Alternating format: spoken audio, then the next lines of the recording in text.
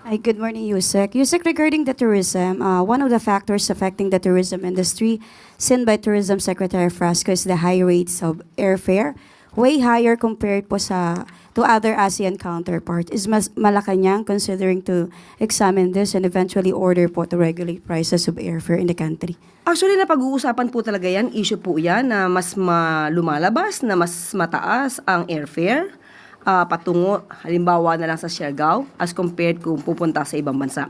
Pero ito po ay ginagawa na po ng paraan ni Secretary Banoy ng DOTR at sinabi po niya ang ilang mga dahilan kung bakit may mataas na airfare patungo sa mga ibang destinasyon sa Pilipinas.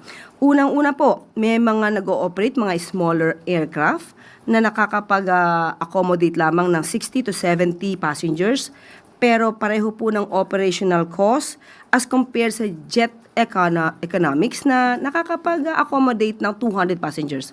So kung tutusin nyo, mas mahal po talaga pag smaller craft ang magagamit. Pero karaniwan po talaga, smaller craft lang ang pwedeng bumiyahe sa mga magagandang destination dito sa Pilipinas.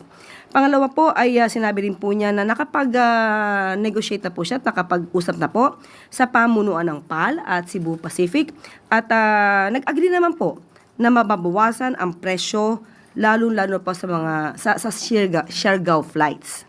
Ayan po. At may mga problema rin po patungkol sa fluctuating fuel cost. Pero kapag ka po nakita naman po na bumababa ang presyo, nire-remind po ng CAB, mga airlines na i-reduce din po nila ang fuel surcharge. Surcharge effectively cutting down airfare. So, yun po ang ginagawa ng DOTR para po mas gumanda pa po ang turismo sa ating bansa pagdating po sa issue ng airfare.